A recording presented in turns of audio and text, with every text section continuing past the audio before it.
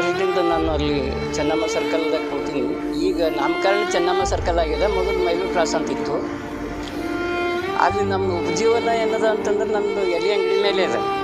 ಈಗ ನಮಗೆ ಏನದ CMCದವ್ರು ಬಂದು ಏನದ ನಮ್ಗೆ ಕಿರ್ಕೊಂಡು ಹೋಗ್ತಾ ಇದ್ದಾರೆ, ನೀವು ಇದು ಜಾಗ ಖಾಲಿ ಮಾಡಿರಿ ಅಂಥೇಳಿ.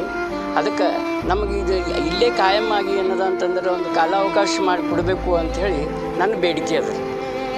ನನ್ನ ಹೆಸರು ಸೂರ್ಯಕಾಂತ್ ಸರ್. ನಾವು ಇಲ್ಲಿ ಮೇಲೂರು ಕ್ರಾಸ್ ಇತ್ತು ಚೆನ್ನಮ್ಮ ಚೌಕ ಅದಲ್ಲ, ಅಲ್ಲಿ ನಾವು ಒಂದು ನಮ್ಮ ಶಾಪ್ ಹಾಕಿದೆವು ಸಣ್ಣವರು. ಇಲ್ಲಿ ಹಿಡ್ಕರಿಂದ ನಮಗೆ ಡಬ್ಬ ಕೊಟ್ಟರೆ ಸರ್, ನಮ್ಗೆ ಏನು ಪ್ರಯೋಜನ ಇಲ್ಲ. ನೀವೇ ಹೇಳ್ರಿ, ಇದು ಏನು ಸರ್ಟಿಫಿಕೇಟ್ ತೊಗೊಂಡು ಏನು ಮಾಡಬೇಕಿದು? ಇದು ಇಟ್ಕೊಂಡು ಏನು ಪ್ರಯೋಜನ?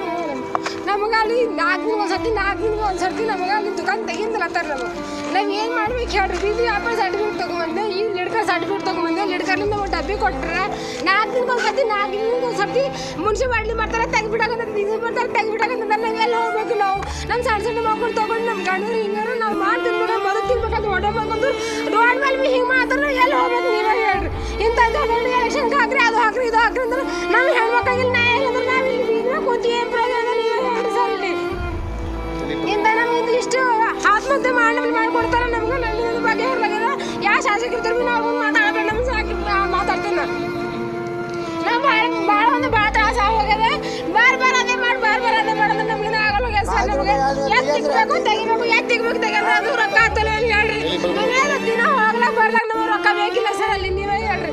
ಮುಂಜಾನೆ ಅಲ್ಲೇ ಕುಂತಿದ್ದೆ ನಾವು. ಈಗ ಬರ್ತಾರೆ ಮುನ್ಸಿಪಾಲ್ಟಿದಾರೆ, ಬರ್ತಾರೆ ಮುನ್ಸಿಪಾಲ್ಟಿದಾರೆ, ಯಾರು ತೆಗಿತಾರೋ ಯಾರು ಇಕ್ತಾರೋ ಅಂತ ಅಂಜಿಕೆಲಿಂದ 4 ದಿನ ಆಯ್ತು ನಮ್ಗೆ ಕಣ್ಣಿಗೆ ನಿದ್ದೆ ಇಲ್ಲ ರೀ ಸರ್. ನಾವು ಹ್ಯಾಂಗೆ ಬರ್ಬೇಕು ಅಂಬೋದು ನಮಗೆ ಗೊತ್ತಾಗ್ತಿಲ್ಲ.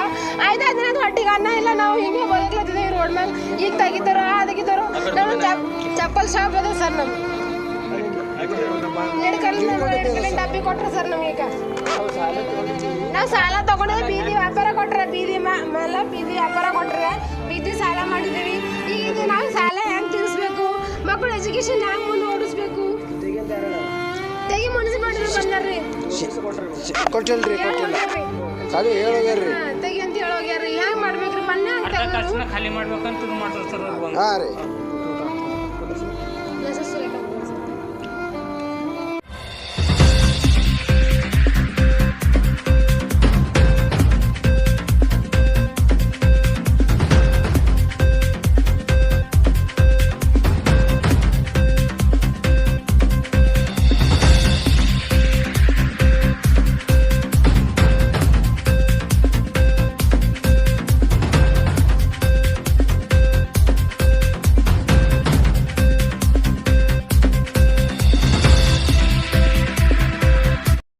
ಇವತ್ತಿನ ದಿವಸ